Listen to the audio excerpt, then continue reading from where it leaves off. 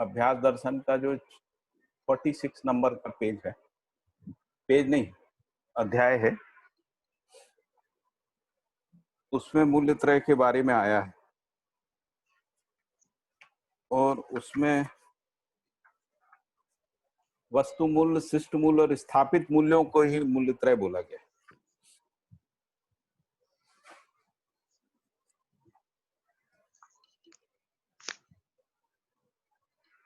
और जो सामाजिक मूल्य है, वो सामाजिक मूल्य में स्थापित मूल्य, मानव मूल्य और जीवन मूल्य है।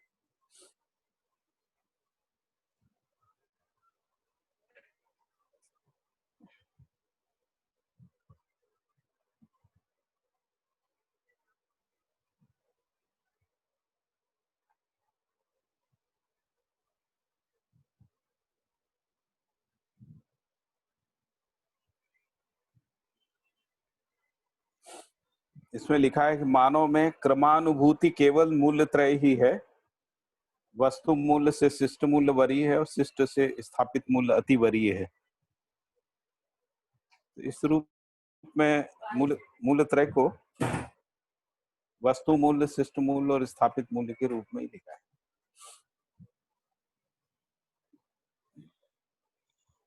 और जो सामाजिक मूल्य हैं, जिनको हम लोग सामाजिक मूल्य कह रहे हैं, वो स्थापित मूल्य, जीवन मूल्य और मानव मूल्य है।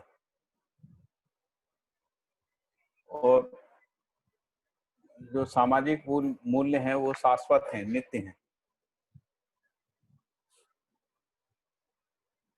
और जो शिष्ट मूल्य है वो निश्चित है और वस्तु मूल्य जो है निर्धारित है। इस तरीके से मूल्यों के बारे में आया। और कल हम लोगों ने मूल्य चतुष्टय पढ़ा था, मूल्य चतुष्टय।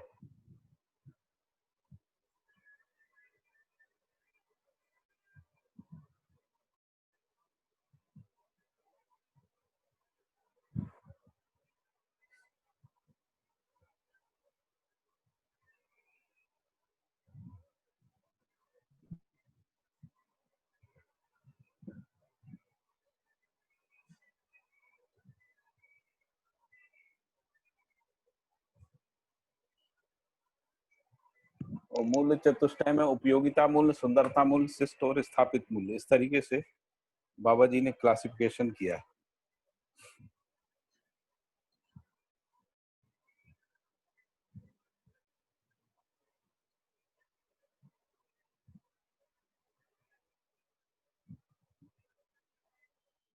ठीक है दिनेश भाई, संदीप भाई।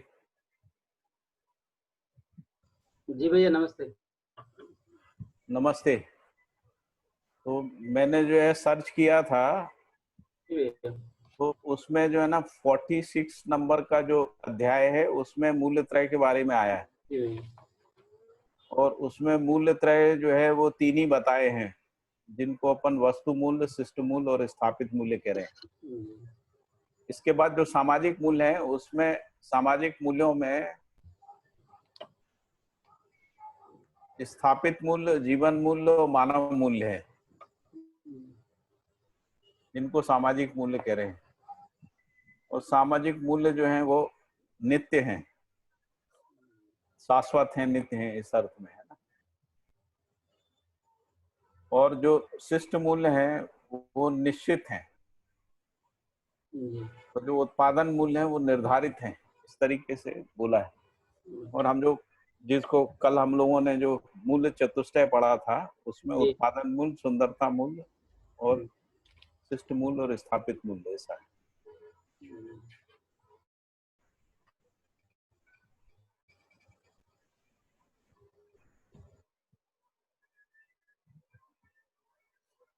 आज हम लोग जो है 20वां अध्याय पढ़ रहे हैं। तो इसमें यह है कि केवल साधनों की प्रचुरता मानवीयता को स्थापित करने में समर्थ नहीं है, क्योंकि समझदारी से समाधान और श्रम से समृद्धि है। तो इसलिए मानव जो है वो मानवीयता तभी होगी जब समाधान समृद्धि दोनों होगा, है ना। फिर इसके बाद उन्होंने कुछ कारण बताए हैं कि साधन ही सामाजिकता का एकमात्र आधार नहीं है। फिर दूसरी बात बोली है कि संपूर्ण साधन मनुष्य की स्वेच्छा से, संपूर्ण साधन मनुष्य की स्वेच्छा से स्वेच्छानुरूप ही निर्मित होते हैं। संपूर्ण साधन, इसका मतलब है साधन मनुष्य के अधीन है ना। संपूर्ण साधन मनुष्य की स्वेच्छा से और स्वेच्छानुरूप ही निर्मित होते हैं। फिर लिखा है संपूर्ण साधन मनुष्य की स्वेच्छा से नियोजित और प्रायोजित होते हैं। फिर लिखा है कि साधन मनुष्य को निर्मित नहीं करता है। और फिर ये कहा कि उत्पादन मनुष्य का एक आयाम है, बाकी जो 3 आयाम है उसमें अनुभव है, विचार है और व्यवहार है। तो इसीलिए लिखा है कि उत्पादन मनुष्य का एक आयाम मात्र है, ना कि जीवन समग्र है। फिर आगे लिखा है कि समाधानात्मक भौतिकवाद, व्यवहारात्मक जनवाद और अनुभवात्मक आध्यात्मवाद का संयुक्त रूप ही सह अस्तित्ववाद है। जिसको अपन सह अस्तित्ववाद कह रहे हैं वो समाधानात्मक भौतिकवाद, व्यवहारात्मक जनवाद, अनुभवात्मक आध्यात्मवाद है, उसका संयुक्त रूप है। तो जो बाबा जी का जो अनुसंधान है उसका नाम है अस्तित्व मूलक मानव केंद्रित चिंतन, मध्यस्थ दर्शन, सह अस्तित्ववाद, ऐसा जो है पूरा अनुसंधान का उन्होंने नाम लिखा। तो मध्यस्थ दर्शन, सह अस्तित्ववाद भी इसको बोलते हैं। तो अस्तित्व मूलक इसको इसलिए कहा क्योंकि ये इसके मूल में अस्तित्व है, रहस्य नहीं है, इसलिए इसको अस्तित्व मूलक। मानव केंद्रित इसलिए कहा क्योंकि इससे पहले विगत में आदर्शवाद में ईश्वर केंद्रित और भौतिकवाद में पूंजी केंद्रित, है ना, ये 2 चिंतन हो चुके हैं। तो ये जो तीसरा चिंतन है इसको कह रहे हैं कि ये मानव केंद्रित है। और इसके बाद कहा मध्यस्थ दर्शन। तो इसमें जो क्रिया है उसमें जो मध्यस्थ है, जिसको हम लोग व्यापक वस्तु भी कह रहे हैं या जिसको स्थितिवत्ता कह रहे हैं, तो स्थितिवत्ता का अध्ययन है। और उस स्थितिवत्ता के कारण से जो क्रियाओं में नियंत्रण, संतुलन और निश्चित आचरण है उसका अध्ययन है, इसलिए इसको मध्यस्थ दर्शन बोला। और सह अस्तित्ववाद इसलिए बोला है क्योंकि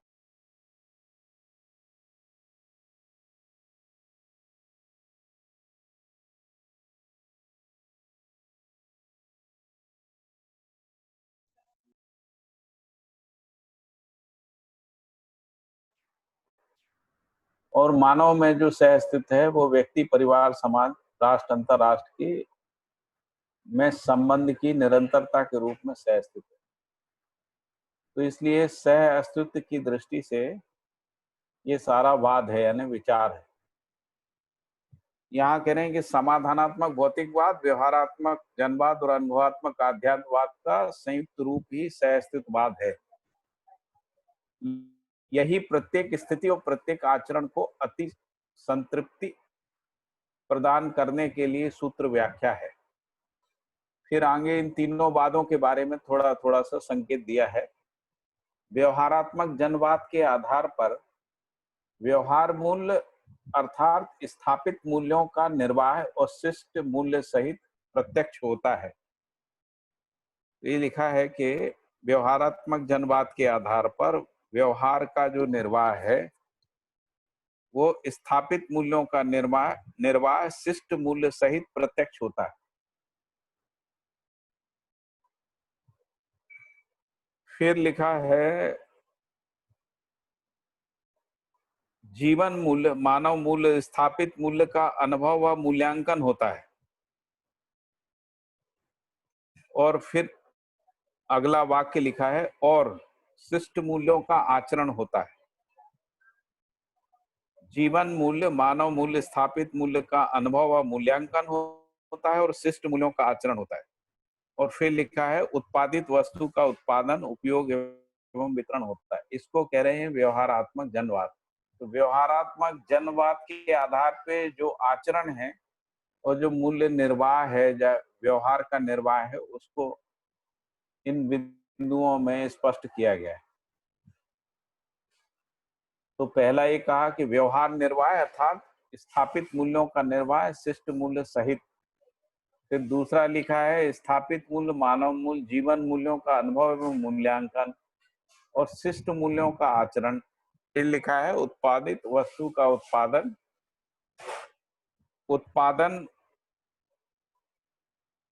उत्पादित वस्तु का उत्पादन, उपयोग एवं वितरण होता है।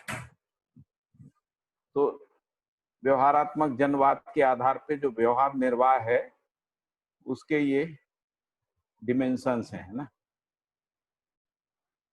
फिर आगे लिखा है कि बौद्धिक समाधान ही समाधानात्मक हेलो भौतिकवाद भैया। का आधार। हाँ जी भैया ये जो मानव मूल्य, स्थापित मूल्य, जीवन मूल्य का जो अनुभव वह मूल्यांकन होता है, तो मूल्य का मूल्यांकन तो समझ में आया। जैसे अनुभव की जो बात कर रहे हैं भैया, तो ये अनुभव तो अपन जैसे समझते हैं कि अनुभव का एक ही परिभाषा जो है कि आत्मा का जो व्यापक में जो अनुभव होता है वो एक अनुभव है, और यहाँ पे एक अनुभव बोल रहा है कि मूल्यों का भी अनुभव होता है और मूल्यांकन भी होता है।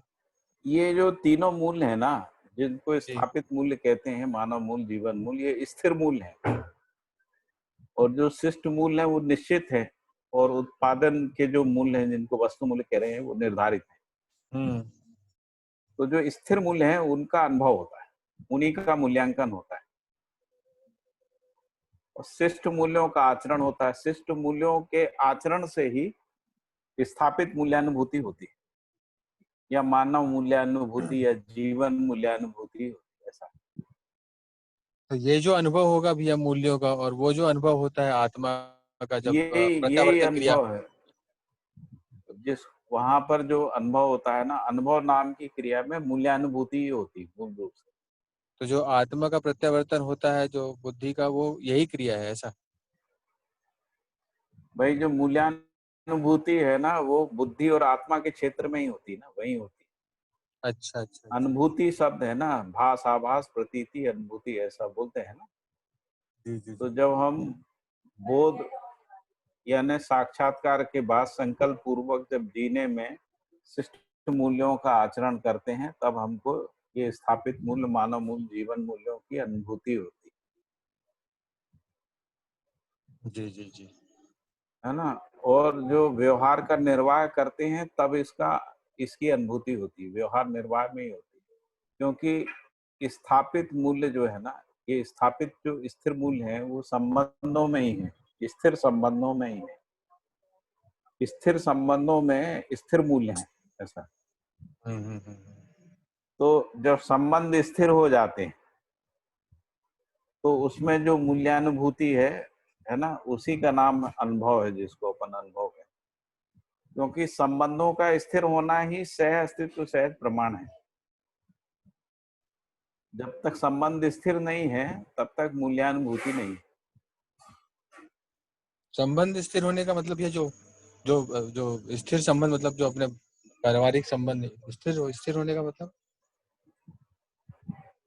मतलब जिसमें असंदिग्धता आ जाए, जिसमें न्याय आ जाए, है ना, जिसमें अच्छा, निरंतरता तो आ स्थिर जाए। कहेंगे। अच्छा। उससे पहले तक तो संदिग्धता है ना, संदिग्धता है, शिकायत है, हम्म। दुविधा है ना, स्थिरता नहीं है। जी इसको हर आदमी अपने में देख ही सकता है। जी जी ठीक है, आगे बढ़े फिर। जी भैया। हाँ जी। वैसे अगर जो है अनुभूति की बात निकली तो मैं जैसे सोच रहा हूँ ना कि भास भी एक प्रकार की अनुभूति है ना। भास, आभास, प्रतीति अनुभूति के स्तर है, और मुझे लगता है कि जो अनुभव है वो पूर्ण अनुभूति की स्थिति है। इसकी शुरुआत भास से होती है, फिर भास के बाद आभास। आभास भी एक अनुभूति का ही स्तर है। उसके बाद प्रतीति भी एक प्रकार की अनुभूति ही है, लेकिन पूर्ण अनुभूति नहीं है। पूर्ण अनुभूति जो है अनुभव में है।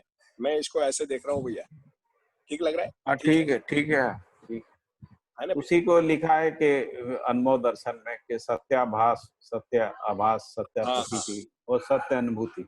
बिल्कुल भैया। तो यहाँ पर जो बात आई है वो अनुभूति की बात आई है ना। हाँ जी, हाँ जी, यहाँ पे लिखा है स्थापित मानव मूल्य जीवन मूल्य का अनुभव व हाँ जी, मूल्यांकन और शिष्ट मूल्यों का आचरण, ठीक बात है। है ना। शिष्ट मूल्य मतलब स्थिति का अनुभव और गति का हाँ, जो है आज गति को आचरण के रूप में। हाँ, क्योंकि ये स्थिर मूल्य है ना, इसलिए ये हाँ अनुभूति जी, में रहता है। बिल्कुल भैया। और जो आपने कहा कि जो भाषाभास प्रतीति है, हाँ वो भी अनुभूति का ही भाषाभास प्रतीति है। हाँ, अनुभूतियों के ही स्तर है जो आगे इस जाके तरह पूर्ण अनुभूति के रूप अनुभव के रूप में पूर्ण अनुभूति के रूप में रहते हैं। हाँ जी, हाँ भैया, ठीक। जी तो बढ़िया इसीलिए भैया जी। उसको हाँ उसको भाषाभास प्रतीति और अनुभूति बोल रहे हैं। हाँ भैया, भास का मतलब है कि जो सत्यता कल्पना में स्वीकार हो जाती है। जब सामान्य स्वीकृति है तो आभास है, स्पष्ट स्वीकृति है, प्रतीति है ना। उसके बाद अनुभूति है, जीने में प्रमाणित होता है तो अनुभूति।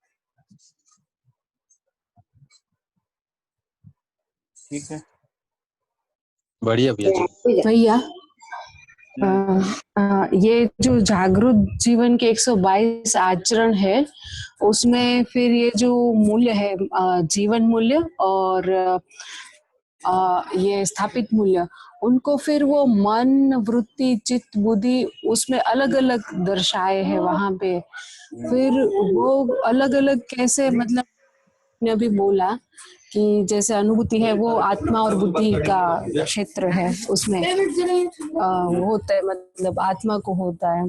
तो वहां पे वो मन, वृत्ति, चित्त, बुद्धि उसमें अलग अलग ऐसे क्यों दिखाए गए हैं? क्योंकि जागृत जीवन में जो है वो मन, वृत्ति, चित्त, बुद्धि भी जो है वो मूल्यों का दर्शन करते हैं ना, मूल्यांकन करते हैं, इसलिए मूल्यों को पहचानते हैं इसलिए। परंतु इन सभी मूल्यों 9 मूल्यों की जो अनुभूति है वो होती वही है बुद्धि में जाके, बुद्धि और आत्मा में ही होती है अनुभूति जिसको कह रहे हैं। लेकिन जो कुछ मूल्य मन में पहचानने में आते हैं, यानी मन भी मूल्यों से आप्लावित रहता है, वृत्ति भी आप्लावित रहती है मूल्यों से, चित्त भी आप्लावित रहता है और बुद्धि भी आप्लावित रहती है। तो इसमें कुछ मूल्य जो हैं वो मन में पहचानने में आते हैं, जैसे स्नेह है, ममता है ना। और जैसे जो मूल्यांकन विधि से पहचानने में आते हैं, जैसे विश्वास है, कृतज्ञता, गौरव है, ये विश्लेषण विधि से पहचानने में आते हैं, इसलिए उसको वृत्ति पहचानती है। और इसके बाद प्रेम है, श्रद्धा है और वात्सल्य है, ये चित्त में पहचानने में आते हैं, इसलिए लिखा है। अच्छा, जी, मतलब जब चित्त में चिंतन क्रिया में पहचानने में आते हैं, जिसको अपन प्रेम, वात्सल्य और अ, अ, श्रद्धा कह रहे हैं। प्रेम, वात्सल्य और श्रद्धा जो है वो चिंतन में पहचानने में आते हैं, इसलिए ऐसा अच्छा, लिखा। और ये जीवन में जो जिसको 122 आचरण कह रहे हैं वो जीवन में नहीं है, मानव संचेतना में है, यानी जीते हुए मानव में। तो ये जो जीते हुए मानव को जब देखते हैं और जीवन को देखते हैं तो ये दोनों अलग अलग चीजें हैं।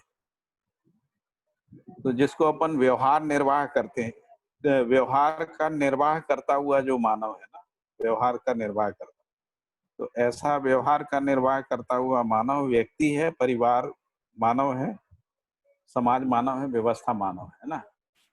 उसी को हम लोग व्यक्ति, परिवार, समाज, राष्ट्र, अंतरराष्ट्र कहते हैं ना।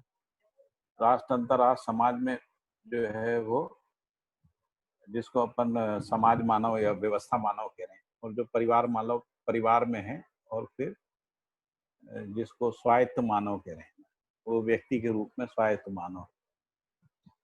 तो जब निर्वाह को समझने जाते हैं तो पता लगता है कि निर्वाह जो है मन, वृत्ति, चित्त तीनों की अविभाज्यता में होता है निर्वाह करना।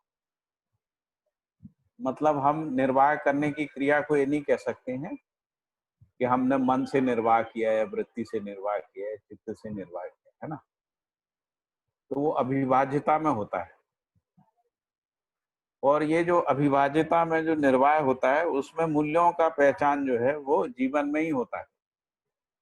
ये क्रियाओं का पहचान जीवन में ही होता है। तो जीवन में उन क्रियाओं को मन, वृत्ति, चित्त, बुद्धि में पहचानते हैं, आत्मा में पहचानते हैं, ऐसा। तो ये जो व्यवहार का निर्वाह होता है उसमें मन, वृत्ति, चित्त, बुद्धि, आत्मा पांचों जो या 10 क्रियाएं जो हैं वो प्रभावशील रहती हैं। और इसी से ये प्रमाणित होता है कि आत्मा जो है वो अविभाज्य है। आत्मा जो है वो मन, वृत्ति, चित्त, बुद्धि के साथ अविभाज्यता में एक इकाई है, जिसको अपन एक इकाई कहते हैं। क्योंकि व्यवहार का या आचरण का विखंडन नहीं हो सकता ना। तो इसके आधार पे हमको आत्मा, ये जो जीवन नाम की जो क्रियाएं हैं, जीवन की जो क्रियाएं हैं, उनकी अविभाज्यता का बोध होता है। यदि हम इसको व्यवहार में प्रमाणित कर पाते हैं तब, या आचरण में प्रमाणित कर पाते हैं तब। तो ये जो 122 प्रकार के जो आचरण है वो क्रमशः व्यक्ति, परिवार, समाज, राष्ट्र, अंतरराष्ट्र में या 10 सोपानी व्यवस्था में क्रमशः पहचानने में आते हैं ना, जिसको अपन मानव संचेतना कहते हैं। तो मानव संचेतना में पहचानने में आते हैं। उन संचेतनाओं का विश्लेषण करने में जीवन क्रिया में उनका पहचान होता है। इसीलिए उनको जीवन क्रियाओं में फिर प्लेस किया है 122 आचरण को, जिसको है ना मन, वृत्ति, चित्त में, बुद्धि में ऐसा प्लेसमेंट किया है। ठीक है, ये समझ में आ रहा है आपको? नहीं आ रहा? हाँ जी भैया, बहुत बढ़िया।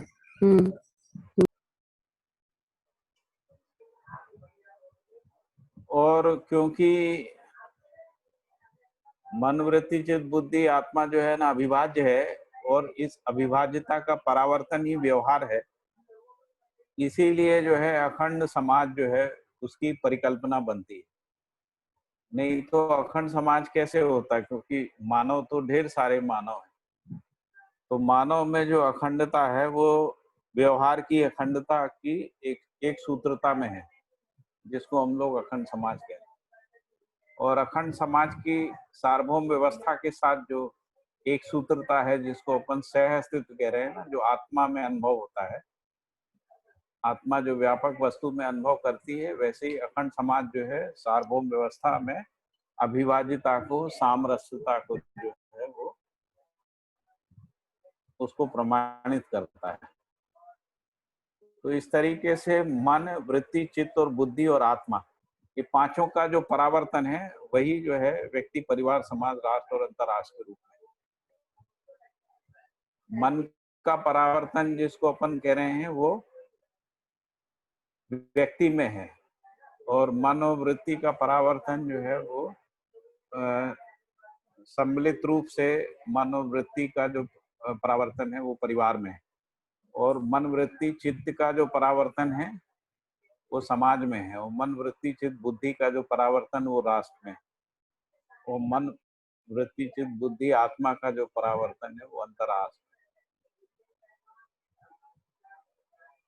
तो इसी रूप में जो जीवन है वो 122 प्रकार के मानव संचेतना में परावर्तित रूप में 122 प्रकार के आचरण के रूप में पहचाना गया। ठीक है, इसमें कोई प्रश्न हो तो बताइए। जी अभी तो नहीं है भैया, अभी नहीं, तो आगे बढ़े फिर आगे। जी भैया। तो व्यवहारात्मक जनवाद के आधार पे बात हो गई। फिर लिखा है बौद्धिक समाधान ही समाधानात्मक भौतिकवाद का आधार है। बौद्धिक समाधान ही समाधानात्मक भौतिकवाद का आधार है।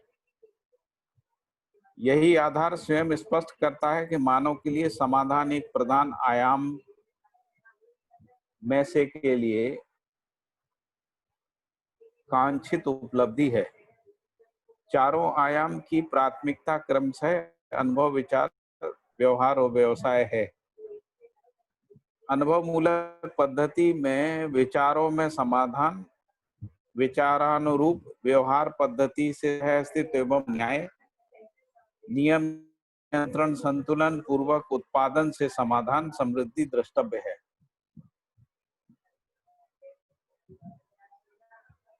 प्रत्येक मानव संपूर्ण मूल्यों को शिष्ट मूल्यों सहित निर्वाह करने के पक्ष में है। फिर है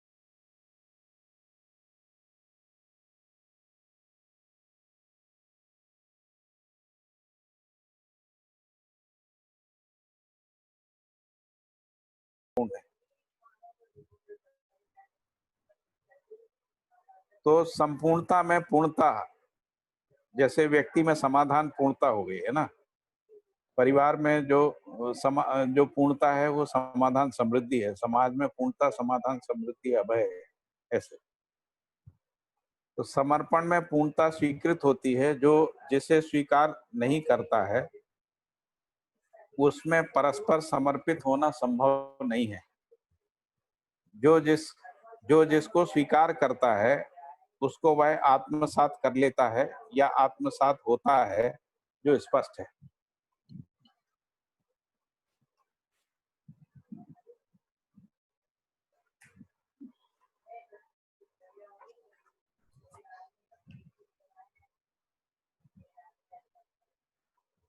यहां तक ठीक हो गया? भैया ये लाइन जो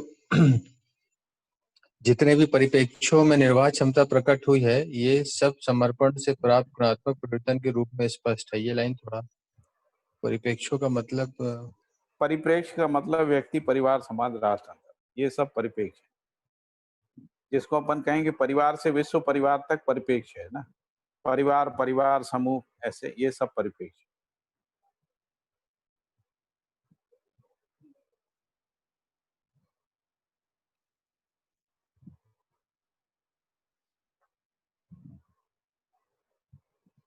क्या कौन सी वाली लाइन बोल रहे थे आप? भैया ये जितने भी परिप्रेक्ष्यों में निर्वाह क्षमता प्रकट हुई है, ये सब हाँ, मतलब समर्पण, जितने भी परिप्रेक्ष्य में, यदि व्यक्ति के स्तर पे हुई है या परिवार के स्तर पे हुई है, समाज के स्तर पे हुई, उसकी बात निर्वाह क्षमता प्रकट हुई, ये सब समर्पण से गुणात्मक परिवर्तन के रूप में स्पष्ट है। तो समर्पण का मतलब है स्वीकार करने से, और स्वीकार करने का मतलब निर्वाह करने से, आत्मसात करने से। यही तो लिखा है ना, ये लिखा है ना, यही सत्यता व्यवहारात्मक जनबात को उद्घाटित करने का प्रधान कारण है। स्वयं के समर्पण का तात्पर्य ही है निर्वाह करना, है ना। तो हम जितने परिप्रेक्ष्य में, यानी हम कहाँ तक निर्वाह कर पा रहे हैं, एक व्यक्ति के रूप में निर्वाह कर पा रहे हैं, या एक परिवार के रूप में निर्वाह कर पा रहे हैं, या एक समाज के रूप में कर पा रहे हैं, या राष्ट्र और अंतर्राष्ट्र के रूप में निर्वाह कर पा रहे हैं, है ना। तो जितने भी परिप्रेक्ष्य में निर्वाह क्षमता प्रकट हुई है, ये सब समर्पण से प्राप्त गुणात्मक परिवर्तन के रूप में स्पष्ट है। संपूर्ण में पूर्ण स्वीकृति होती है, संपूर्ण में पूर्ण स्वीकृति होती है। जो जिसे स्वीकार करता है उसमें परस्पर समर्पित होना,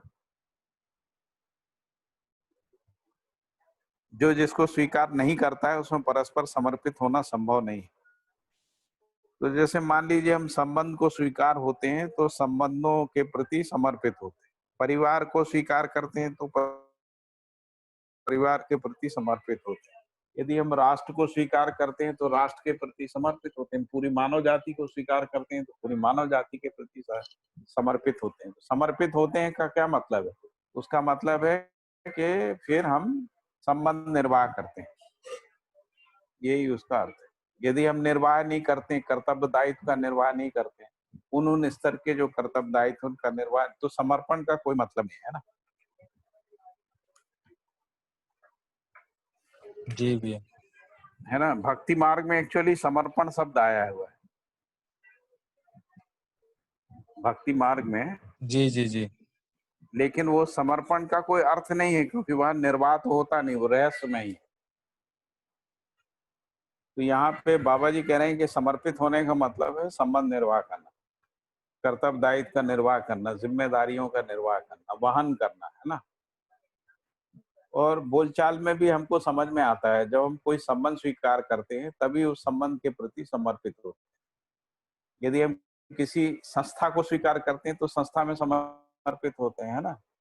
यदि हम परिवार को स्वीकार करते हैं तो परिवार के प्रति समर्पित होते हैं। यदि हम परिवार के प्रति समर्पित नहीं है, यानी परिवार संबंध निर्वाह नहीं कर रहे हैं, तो हमने परिवार को स्वीकारा हुआ नहीं है। परिवार हमारी सुविधा है, बस ऐसा है भैया लेकिन ये समुदाय चेतना की अपन बात कर रहे थे, उसमें परिवार का अपन समझते हैं, संबंधों को निर्वाह करते हैं, लेकिन गुणात्मक परिवर्तन तो दिखता नहीं है। इसमें बाबा जी कह रहे वहां हैं कि पे अगर परिवार नहीं है ना, वहां पे परिवार नहीं है, वहां पे भ्रमित परिवार है। अच्छा अच्छा अच्छा, तो तो ये वहाँ भ्रमित परिवार में नहीं होता है, जागृत परिवार की बात है ना। अच्छा तो जागृत परिवार में स्वीकृति ही रहती है, अस्वीकृति का प्रश्न ही नहीं उठता है ना। जागृत परिवार, जागृत मानव में स्वीकृति रहती है। जो नहीं, जागृत बट स्वायत्त, वहां तो भैया गुणात्मक परिवर्तन की जरूरत भी नहीं होती, वो तो ऑलरेडी मतलब। वहाँ गुणात्मक परिवर्तन आप जिस परिप्रेक्ष्य में काम कर रहे हैं उसके अर्थ में प्रकाशित होता अच्छा अच्छा अच्छा। है। जैसे मान लीजिए कोई शिक्षा संस्कार व्यवस्था में काम कर रहा है तो वहाँ उसका जो गुणात्मक परिवर्तन है वहां पे प्रकाशित होगा। न्याय सुरक्षा में कर रहा है तो न्याय सुरक्षा, तो व्यवस्था में भागीदारी के अर्थ में जो है उसका जो गुणात्मक परिवर्तन है वो प्रकाशित होता है।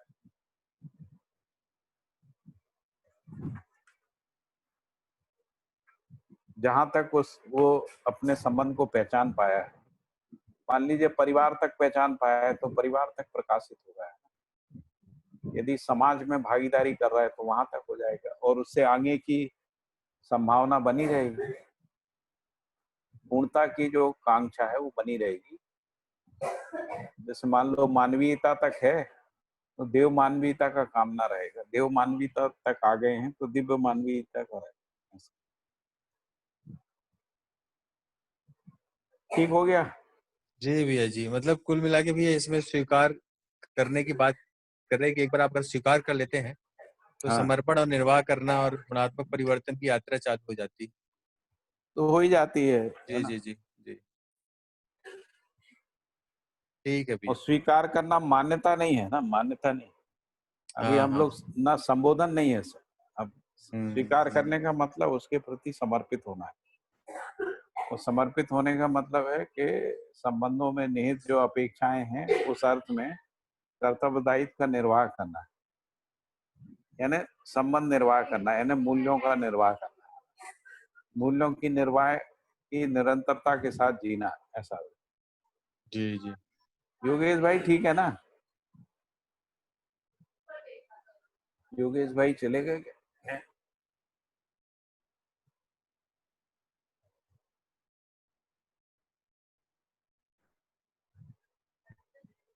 दिख नहीं रहे, योगेश भाई चले गए।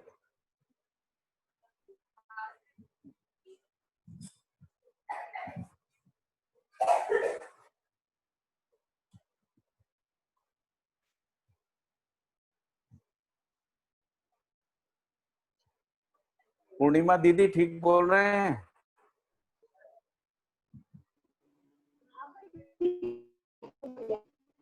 जी, आपकी आवाज नहीं। एकदम ठीक। एकदम ठीक, थैंक यू जी। हाँ एकदम क्या भैया, बहुत बढ़िया। जी जी जी।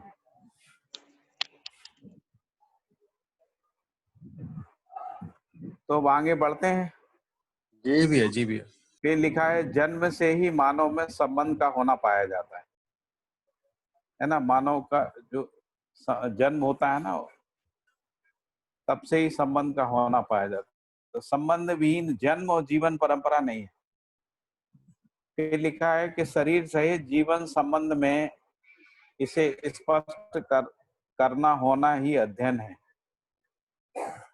तो शरीर के साथ जो जीवन है, यानी मानव के रूप में जो संबंध है, उसी में ये स्पष्ट होता है ना। फिर लिखा है कि मानव के जन्म जीवन काल में, यानी जब से जन्म लेता है और जब तक उसकी मृत्यु नहीं होती, तब तक समाज और सामाजिकता के अध्ययन की अनिवार्यता है। यही अनिवार्यता संबंधों के निर्वाह के लिए प्रेरणा है। यह जन्म से आरंभ होता है। जैसे प्रत्येक माता पिता अपनी संतान का पोषण करते हैं, करना चाहते हैं, इस रूप में प्रत्येक शिक्षार्थी शिक्षा पाना चाहता है, प्रत्येक शिक्षक शिक्षा प्रदान करना चाहता है, प्रत्येक व्यक्ति न्याय चाहता है और सही कार्य व्यवहार करना चाहता है। प्रत्येक व्यक्ति परस्परता में कर्तव्य दायित्व निर्वाह की अपेक्षा करता है और स्वीकारता है। और प्रत्येक व्यक्ति भौतिक समाधान, भौतिक समृद्धि और बौद्धिक समाधान चाहता है। तो इस रूप में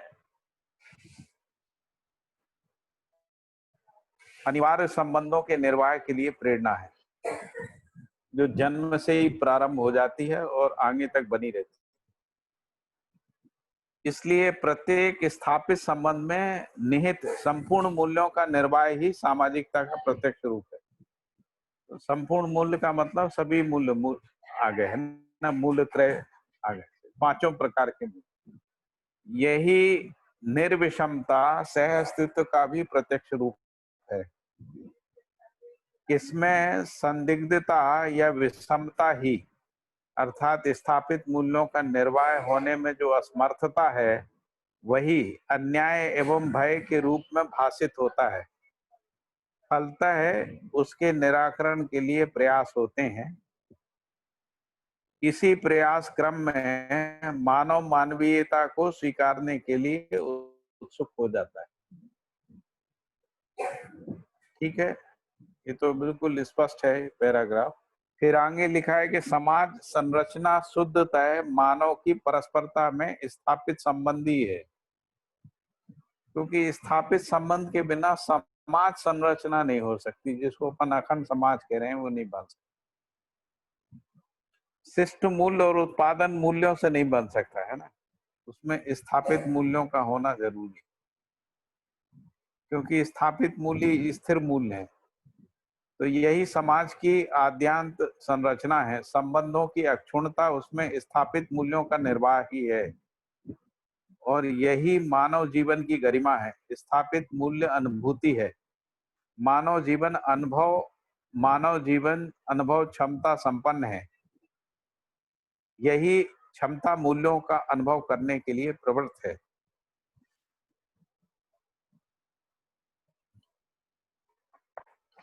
ठीक है, इसमें कुछ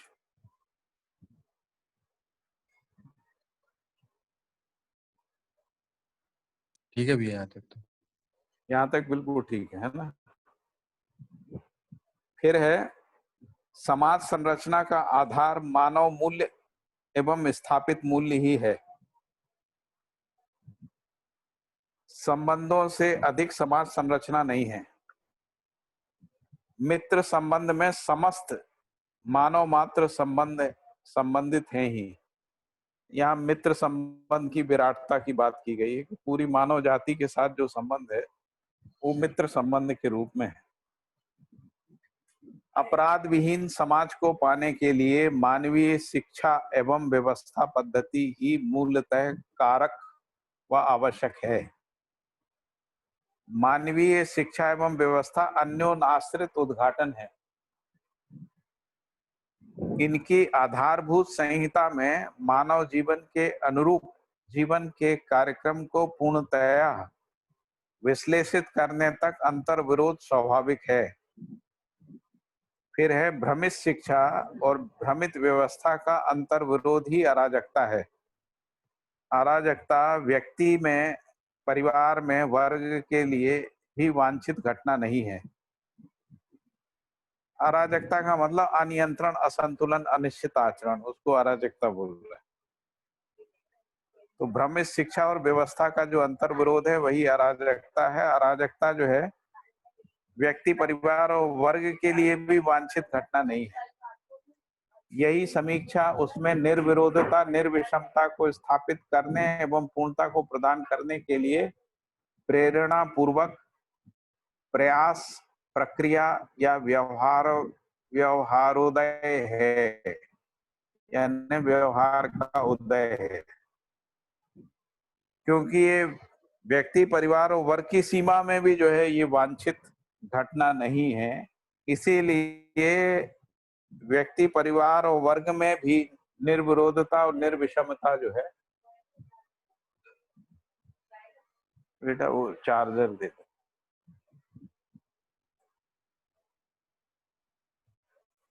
और पानी दे देना, पानी। 1 मिनट भैया, है ना।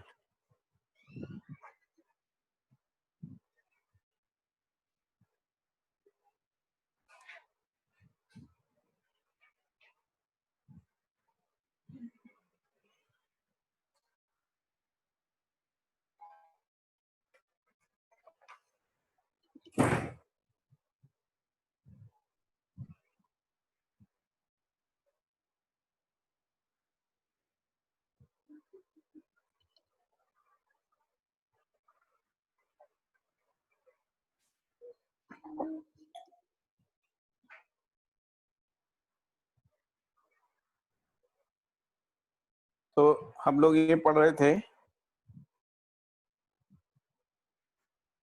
कि जो व्यक्ति, परिवार और वर्ग में भी जो है ये अंतर विरोध या अराजकता जो है वो वांछित घटना नहीं है। यही समीक्षा उसमें निर्विरोधता, और इसी की समीक्षा के कारण से उनमें निर्विरोधता और निर्विषमता को स्थापित करने एवं पूर्णता को प्रदान करने के लिए प्रेरणा पूर्वक प्रयास, प्रक्रिया, व्यवहारोदय है।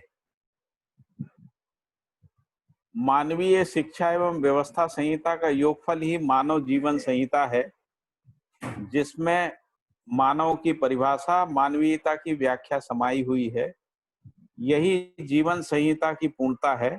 इसी के आधार पर निर्विषमता, निर्विरोधता स्थापित होती है। ये जागृति पूर्वक, प्रमाण पूर्वक पाई जाने वाली स्थिति है। प्रत्यक्ष रूप में स्थापित संबंध ही समाज संरचना है, जिसके अनुभव में ही संपूर्ण मूल्य ज्ञातव्य हैं। ये मूल्य शुद्धता स्थिति ही है। स्थापित मूल्यों के संदर्भ में बात है। स्थिति दर्शन एवं अनुभूति है। तो जो स्थिति है उसका दर्शन है, तो दर्शन जो है वो मन, वृत्ति, चित्त में होता है, और जो अनुभूति है वो आत्मा में होती। वो जो प्रश्न था ना कि ये जो 122 आचरण में मूल्य जो है वो, तो मूल्यों का दर्शन मन, वृत्ति, चित्त में होता है, और जो अनुभूति है वो, अनुभूति जो है वो अनुभव आयाम में होती है ना।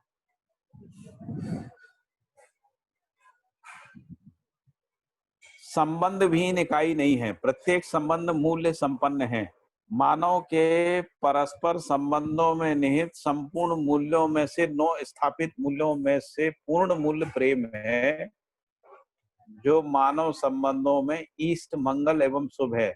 यही अनुभव है जिसमें ही निर्विषमता, अनन्यता मानव जीवन में प्रकट होती है। यही सामाजिकता की आत्मा, प्राण और त्राण है। प्रेरणा ही प्राण है और आचरण ही त्राण है। तो ये कह रहे हैं कि मानव के परस्पर संबंधों में निहित संपूर्ण मूल्यों में से 9 स्थापित मूल्यों में से पूर्ण मूल्य जो है वो प्रेम है, जो मानव संबंध में इष्ट है, मंगल है, शुभ है।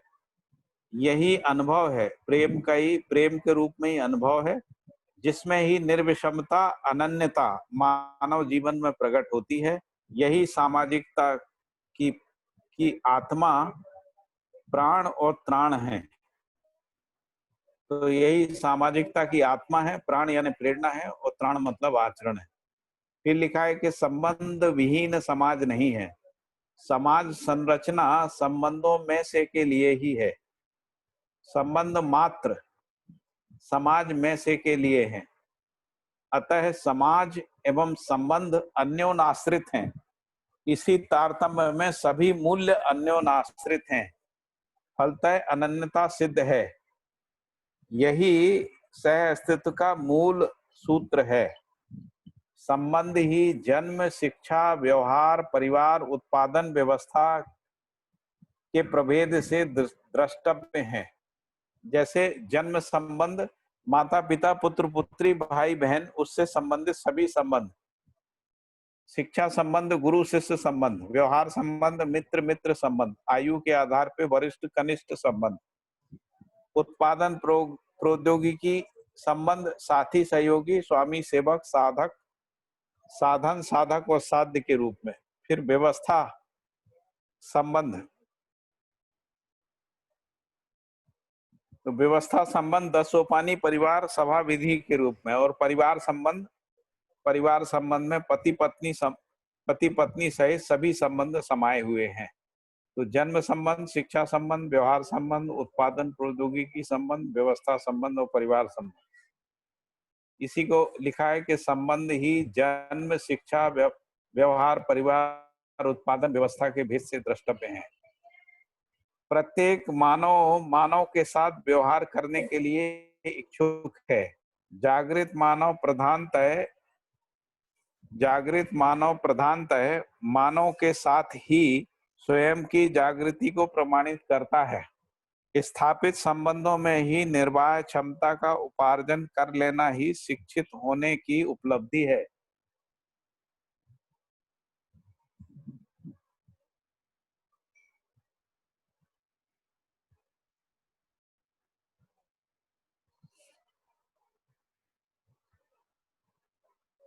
स्थापित संबंधों में ही निर्वाह क्षमता का उपार्जन कर लेना ही शिक्षित होने की उपलब्धि है। इसकी अनिवार्यता व्यक्ति, परिवार, समाज, राष्ट्र और अंतरराष्ट्रीय स्थितियों में सामतः पाई जाती है।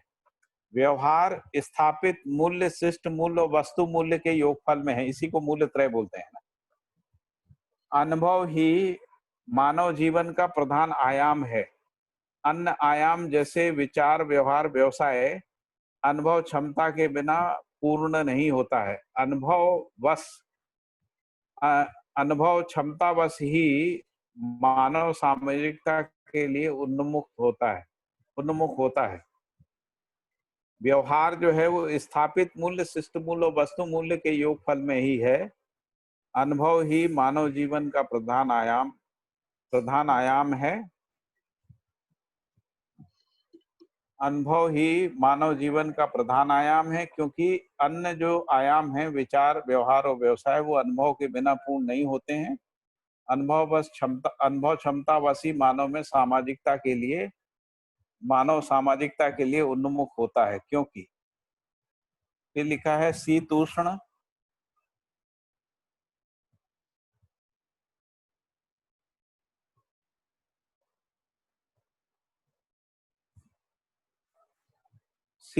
प्रकाश अंधकार, प्रिय हित लाभ, न्याय धर्म सत्य, न्याय धर्म सत्य, उचित अनुचित, लाभ हानि, उत्थान पतन, ह्रास और विकास का आकलन प्रत्येक मानव में किसी न किसी अंश में होता ही है।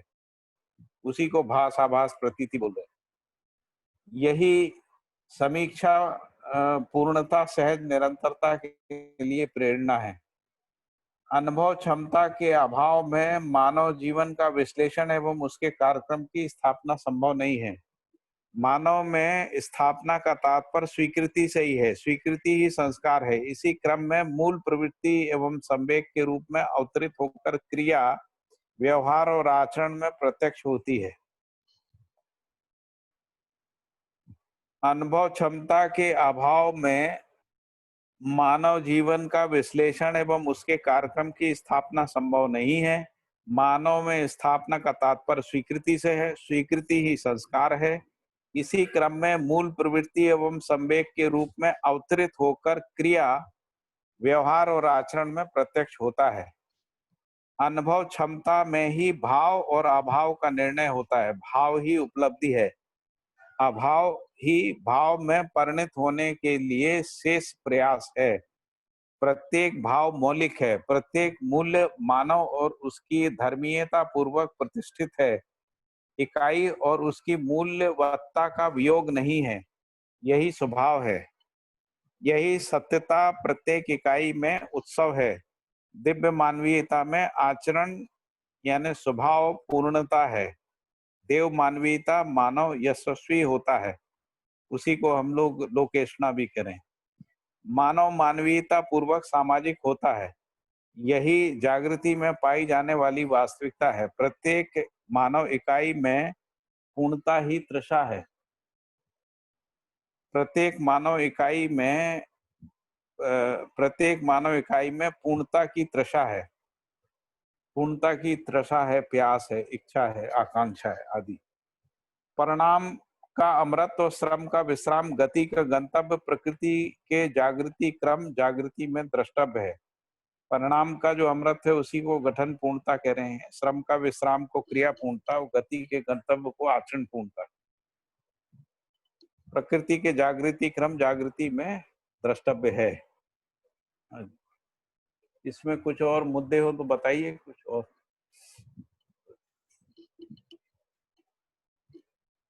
फाल्गुनी मैन। हाँ भैया ये हेलो। हाँ हाँ बताइए। भैया ये जो सामाजिकता की आत्मा क्यों लिखा है? हम लोग ऐसा बोलते हैं ना, ये बोलचाल की भाषा में लिखा। हाँ अच्छा, केंद्र मतलब सामाजिकता हाँ का केंद्र है ना। हाँ हाँ बोलचाल की भाषा वैसे ज्यादातर बाबा जी ने नहीं यूज करी ना, इसलिए मुझे लगा एक बार पूछूं। नहीं, इस ये वाला सामाजिकता जो की आत्मा सेंटेंस है मतलब ना, इसमें तीनों बोलचाल की भाषा में है। जैसे अच्छा। आत्मा भी बोला, प्राण भी बोला है। हाँ प्राण प्राण भी बोला। हाँ प्राण भी और प्राण भी बोला है ना। हाँ हाँ हाँ। प्राण और प्राण, तो अब प्राण का मतलब क्या गति। है ना। तो गति हाँ। हाँ, तो यहाँ पे प्राण प्रेरणा के अर्थ में बोला है उन्होंने, है ना। हम्म। आत्मा, आत्मा का मतलब जिसके कारण से वो पहचानी है, इसलिए ऐसा लिखा है। अच्छा ठीक है। जैसे हम लोग कहते हैं ना कि भाई जो राष्ट्रीयता है वही तो आत्मा है राष्ट्र की, है ना, ऐसा बोलते हैं। तो यहाँ उस आत्मा की बात नहीं कर रहे हैं जो जीवन में आत्मा है ना, मतलब जिसके कारण उसका पहचान है। जैसे जीवन की पहचान आत्मा के कारण से ही है। आत्मा का पहचान नहीं होने से जीवन का पहचान नहीं होता है, फिर वो अहंकार का ही पहचान।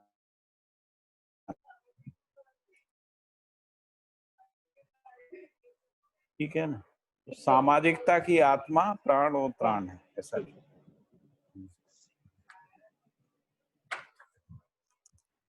और कोई?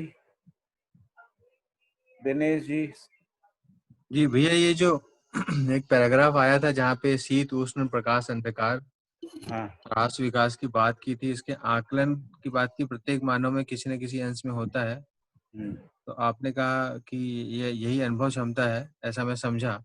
नहीं, मैंने आकलन ये कहा यही भास आभास प्रतीति है, ऐसा बोला। भास आभास प्रतीति है, जो कि अभी अपन ने सबसे पहले डिस्कस किया कि अनुभूति के ही रूप है एक प्रकार से। ये है अनुभूति का एक लेवल है भास आभास प्रतीति, आंशिकता है, आंशिकता है। अनुभूति की आंशिकता है जी। स्तर। स्तर शब्द जो है वो पता नहीं कितना जी उपयुक्त जी होगा, जी जी लेकिन हम स्तर ना कह के ये भी कहते हैं तो भी बात पूरी हो जाती है कि ये अनुभूति का भास है, अनुभूति का आभास है, अनुभूति की प्रतीति है। जी। तो और उसी को अनुभूति है, हाँ उसी को रेफरेंस लेके फिर नेक्स्ट पैराग्राफ का पहला लाइन थोड़ा क्लियर नहीं हो रहा मुझे। अनुभव क्षमता के अभाव में मानव जीवन का विश्लेषण व उसके कार्यक्रम की स्थापना संभव नहीं है। हाँ, यदि तो अनुभव क्षमता नहीं है तब नहीं होता विश्लेषण, है ना। अनुभव के बाद ही तो ये जीवन का विश्लेषण हुआ।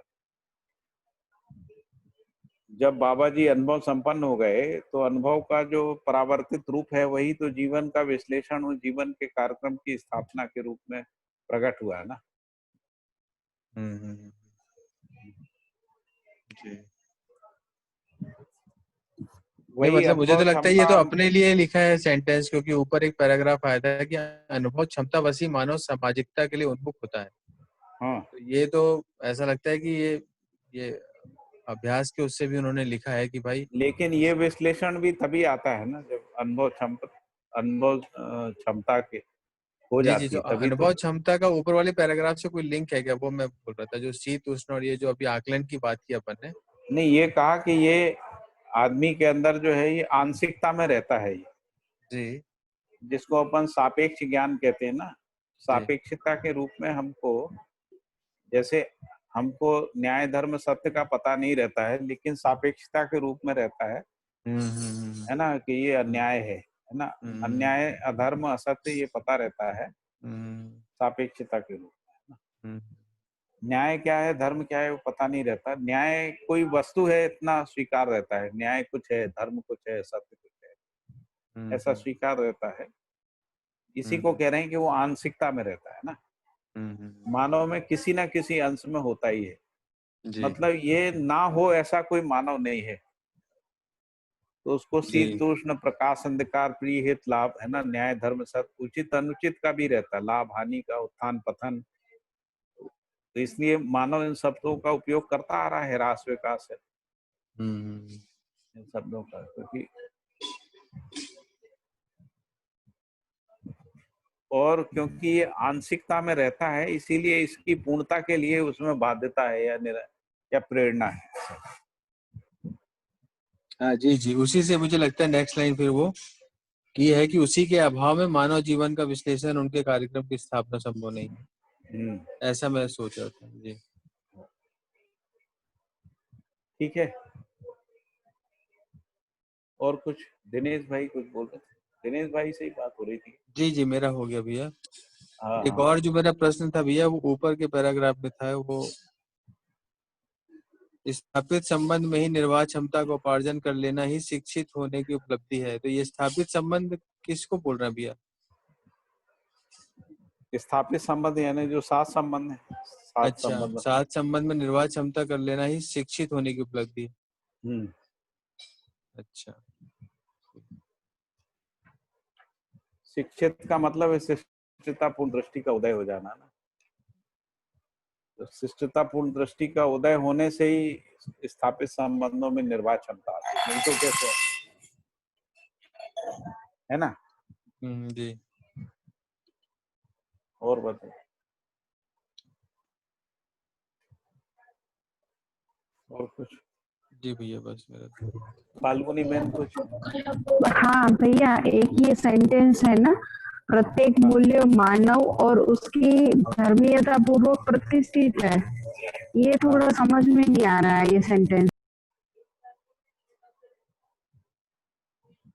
हाँ, प्रत्येक मूल्य कहाँ पर है, कौन से पेज में है? 76 में? ये 76। अभी जो सामने जो पैराग्राफ है ना, अनुभव क्षमता के अभाव में, उस पैराग्राफ में नीचे है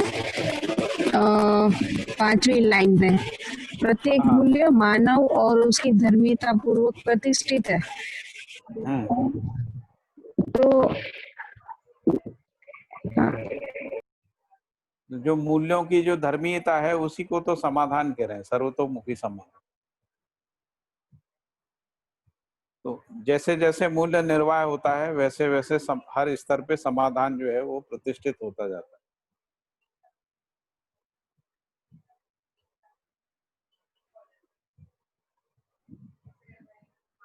जैसे एक संबंध में स्वीकृति होती है, फिर परिवार संबंध में स्वीकृति होती है, तो परिवार में समाधान हो गया, फिर परिवार और समाज संबंधों में जो स्वीकृति होती है उसके आधार से परिवार और समाज के बीच में समाधान आ गया।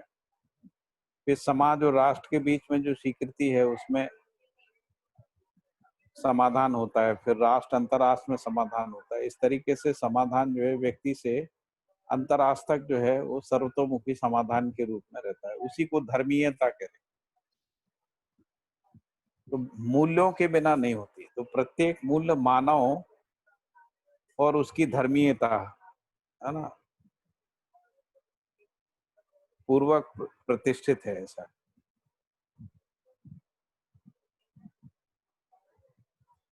यानी वो मानव की भी प्रतिष्ठा है और मानव के अंदर जो समाधान है उसकी भी प्रतिष्ठा।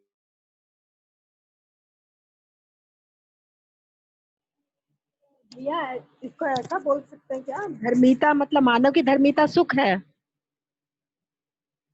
ऐसा तो नहीं है इसका आशय कि प्रत्येक मूल्य जो है के आगे भी लिखा है इकाई मानव और उसकी धर्मिता, मतलब मानव और उसकी धर्मिता सुख हुआ। मानव की हाँ धर्मिता तो सुख है ना। हाँ, तो समाधान ही सुख है ना, जिसको अपन समाधान ही सुख, समाधान ही सुख है ना। हाँ, समाधान ही सुख है। हाँ, तो इसलिए जब अपन मानव के संदर्भ में बात कर रहे हैं तो समाधान ही आएगा सर। समाधान के रूप में धर्मिता है, ठीक जिसको है। सर्वतोमुखी समाधान भी बोल रहे हैं ना। हाँ, तो ये जो हाँ, आगे भी लिखा है ना, अगला सेंटेंस भी वही है, इकाई और उसकी मूल्यवत्ता। हाँ, ये हाँ, मूल्यवत्ता ही धर्मीयता है हाँ, और का वियोग नहीं। इकाई का मतलब मानव है। तो मानव अपनी धर्मीयता के बिना नहीं है, उसका वियोग नहीं है ना। तो कोई भी मानव धर्म से विहीन नहीं है ना। इसीलिए भ्रमित मानव में भी सुख का भास रहता है। भ्रमित मानव में भी सुख का भास रहता है, क्योंकि सुख ही धर्म है, जो अभी आपने कहा है ना, वही मूल्यवत्ता है। तो इकाई और उसकी मूल्यवत्ता का वियोग नहीं है, यही स्वभाव भी है।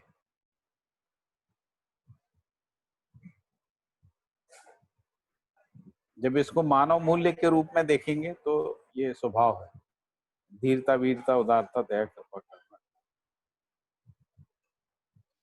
फिर लिखा है यही सत्यता प्रत्येक इकाई में उत्सव भी, और यही सत्यता भी है और यही इकाई में उत्सव भी है।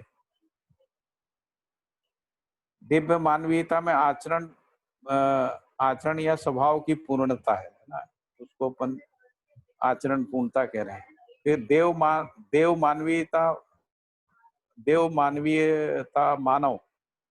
मानवीयता पूर्ण मानव जो है वो यशस्वी होता है। यशस्वी मतलब इसमें लोकेशना रहती है, उसकी लोक में प्रतिष्ठा रहती है। ऐसा जन सामान्य में प्रतिष्ठित रहता है, उसकी जागृति की प्रतिष्ठा रहती है, ऐसा बोल सकते हैं।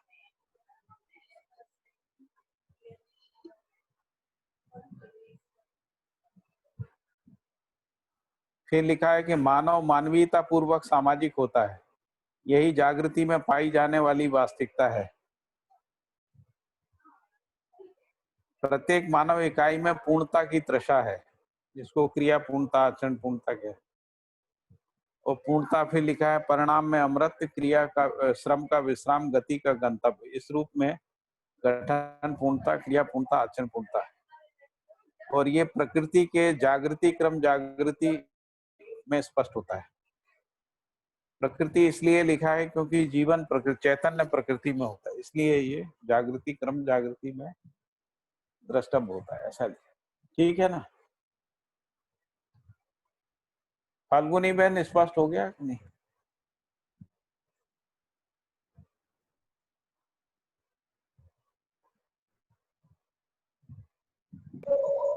जी भैया। हाँ, हो गया। और किसी को वसुंधरा बहन कुछ पूछना है? पद्मा बहन, शीतल बहन, भास्कर भाई, अजीत जी।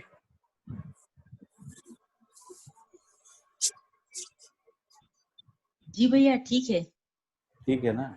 जी जी सुशील भाई ठीक है सब? ठीक है। सुशील भाई। हाँ ठीक है।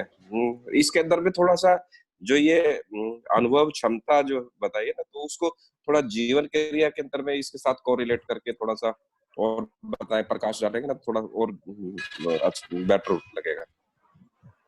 देखिए ये जो लिखा ना उन्होंने, शीत उष्ण प्रकाश अंधकार प्रिय हित लाभ, ये सब जो है ना किसी न किसी अंश में होता ही है ना। यही समीक्षा पूर्णता सहित निरंतरता के लिए प्रेरणा है। जब ये समीक्षित कर लेते ना, ये होता है, तभी इसकी पूर्णता के लिए जो है ना वो निरंतरता के लिए प्रेरणा है, ये समझ में आता है। इसीलिए फिर मानव जो है ना और अग्रिम जागृति के लिए या अग्रिम गुणात्मक परिवर्तन के लिए प्रेरित होता है या बाध्य होता है।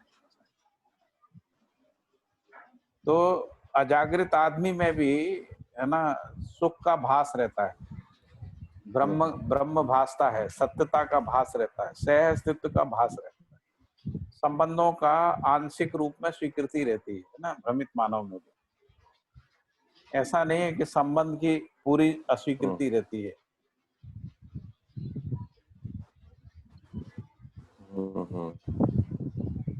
तो भास आभास प्रतीति तक रहता है ऐसा।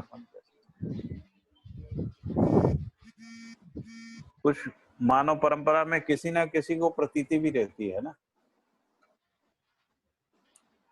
तभी वो भाषा परंपरा में बने रहते हैं ना ये शब्द।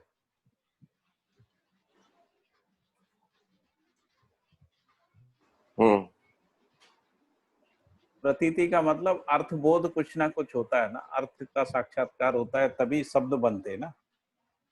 अर्थ का साक्षात्कार किसी को हुआ रहता है, पूर्णता की नहीं रहती है, पूर्णता का अनुभव नहीं रहता है, ठीक है ना। ठीक है। आगे पढ़ें, अगला अध्याय शुरू करें। हाँ जी। पूर्णता ही कंप्लीट है, संपूर्णता और डिफरेंट है क्या पूर्णता से? संपूर्ण का मतलब होता है जो इकाइयां हैं उन सबको सम्मिलित रूप से संपूर्ण बोलते हैं ना, और जो व्यापक वस्तु है उसको पूर्ण बोलते हैं। कलेक्टिव। हाँ, संपूर्णता मींस कलेक्टिव। ओके। व्यापक वस्तु जो है ना, जिसको ब्रह्म भी बोल रहे हैं, ब्रह्म जो है वो पूर्ण है, और इकाइयां सब मिला के सारी इकाइयां संपूर्ण है। जिसको अपन प्रकृति समुच्चय कह रहे हैं, प्रकृति समुच्चय वो संपूर्ण है ना। तो संपूर्ण और पूर्ण का सह अस्तित्व है। सारी संपूर्ण जो इकाइयां हैं वो पूर्ण में संप्रक्त हैं। और मैंने इसको पढ़ते समय एक और बात बोली थी कि हर इकाई जो है अपने वातावरण के साथ संपूर्ण होती है ना। जैसे मान लीजिए कोई भौतिक इकाई है तो उसमें जो ताप दाब होता है, आकर्षण विकर्षण होता है जो है ना, उसके साथ ही इकाई होती है ना, तो उसके साथ वो संपूर्ण होती। संपूर्णता जो है वो इकाई में पहचानने में आती है या इकाई समुच्चय के रूप में पहचान। और पूर्णता व्यापक वस्तु है, तो हर इकाई में पूर्णता की व्याप्तता होती है, उसी को स्थितिवत्ता कहते हैं। स्थितिवत्ता का ही अध्ययन है जिसको अपन अध्ययन कहते हैं। भास आभास प्रतीति भी स्थितिवत्ता का ही होता है। यहाँ भी एक डाउट आ गया। बाकी विश्लेषण होता है, बाकी का विश्लेषण होता है। जैसे क्रिया का विश्लेषण होता है, स्थितिवत्ता का भास आभास प्रतीति और अनुभूति होता है। ये सब होने के पहले अनुमान रहता है, जैसे कहा था। अनुमान भी स्थितिवत्ता का ही होता है। ताप दाप कोई अनुमान नहीं होता ना। भास आता है? अनुमान के बाद भास आभास आता है या प्रति ईच एंड एवरी स्टेप के बिफोर वी गेट अनुमान? नहीं, ये भास आभास प्रतीति ये सब अनुमान ही तो है ना। वो सब अनुमान है। हाँ, जब तक अनुभूति नहीं है तब तक अनुमान है। अनुभूति के बाद अनुमान नहीं।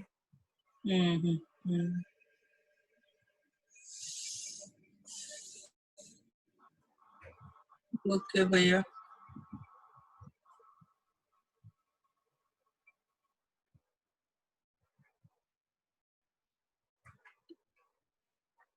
आगे पढ़ें कि यही रोकना है? ये एक इसको अगर थोड़ा एग्जाम्पल देके समझाते भी है, ये अनुभव क्षमता में ही भाव और अभाव का निर्णय होता है। मतलब यदि अनुभव क्षमता नहीं है तो अभाव है, अनुभव क्षमता है तो भाव है, ऐसा? अच्छा, क्षमता को ही भाव और अभाव किया। अच्छा, मुझे लगा कि एक स्थिति आती है फिर जहाँ पे निर्णय होता है। ये भी लिखा है ना कि क्षमता विहीन नहीं होता है, इसलिए भाव किसी ना किसी अंश में बना रहता है। यानी अभाव 100% नहीं होता है, यानी भाव आंशिकता में बना रहता है।